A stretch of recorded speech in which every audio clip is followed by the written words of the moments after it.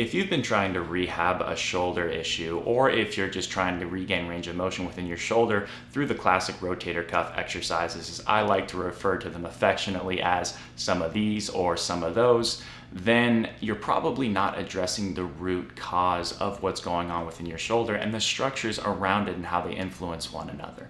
This isn't your fault. These exercises are all over the place in the internet, but they're not addressing the root cause of why that shoulder blade, why that scapula, why that shoulder can't move well in the first place. Now, the shoulder blade and the back rib cage should have this concave and convex relationship respectively. What that means is, looking at the scapula model here, it's kind of hard to see on this, but if I slide my fingers within this groove right here, there is an indentation right here, which allows for the scapula to glide on that back rib cage. It allows for it to swing outward and inward and also up and down. Now, imagine two C's that are stacked on top of each other and flipped like this. The back rib cage should have that degree of flexion, and that allows the scapula to glide smoothly on it, up and down and outward and inward. But if we have a flat back or we have compression in our back, then that scapula doesn't really have anywhere to move. And then we're going to have trouble moving our scapula on our rib cage, which will prevent motion through the actual arm and shoulder joint itself, because as this scapula rotates upward, or when it does really anything, it's going to have relative motion pairing at the shoulder joint. So for example, when we lift our arm overhead, the scapula needs to upwardly rotate as we have that shoulder and arm come overhead. So how does the rib cage get out of position in the first place? Well, if we have a big low back arch, then we're going to have compression within our upper back. Something I like to use as an example of this is try to stand in a big low back arch, an anterior pelvic tilt, and try to get your arm overhead, trying to keep your elbow perfectly straight ahead of you without having your elbow deviate outward. And then tuck your hips, get a posterior pelvic tilt, and then try it again and see how much more range of motion you have. This is an exaggerated example of what happens when we have an anterior pelvic tilt or we have compression in our back, which prevents our scapula from moving. Another thing to consider is that muscles that are larger are closer to the surface in our body. So muscles that are smaller, therefore, are deeper and more buried within layers of tissue. So if we have, for example, a rotator cuff that can't provide internal rotation of our shoulder, then we're going to struggle to get that internal rotation through the proper means. So we're going to find a compensatory muscle closer to the surface, something like our lats, that spans a large segment of our back and can internally rotate our arm if necessary. That muscle will go into overdrive to help us find that internal rotation because we're not finding it through the proper means.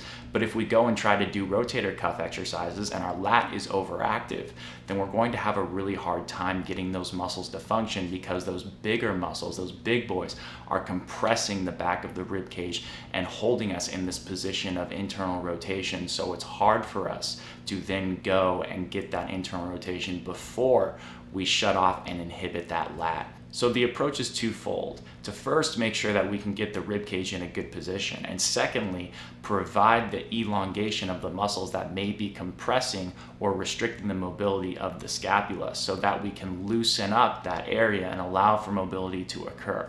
And if you know anything about what I do, you know I'm big on breathing. So if we can get in a position that elongates the tissues on the back side of our rib cage and also allows us to breathe into that position, as we breathe in, we're going to be expanding all of those tissues and structures on the back side of our rib cage, which will help, in essence, stretch out that area, which will provide more room for that scapula to glide. So each of these exercises is going to provide the ability for you to expand and sense that expansion as you breathe in, to find the ability to eccentrically or elongate those tissues. Lay on your back with your feet up against a wall and a foam roller underneath them.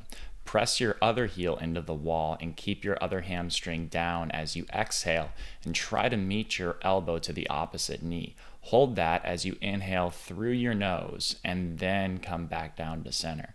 Alternate as you exhale, come up and inhale, making sure you're trying to keep that other hamstring down and other heel pressed into the wall. And you should feel stretch in your upper back when you inhale through your nose and your abs on the same side of the leg that is being pulled back.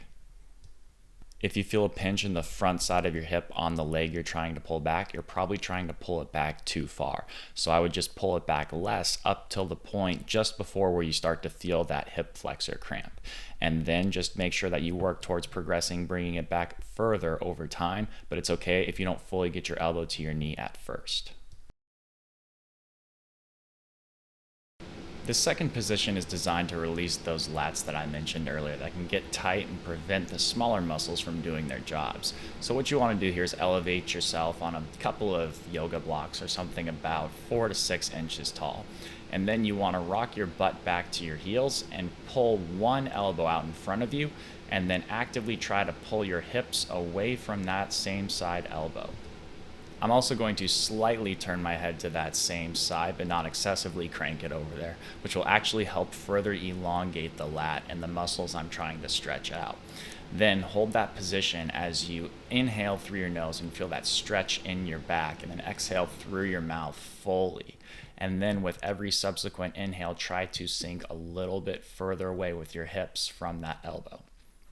One thing to look out for here is getting that elbow too far out like that, because then I can't sink my hips away and you won't feel too much of a stretch in that position.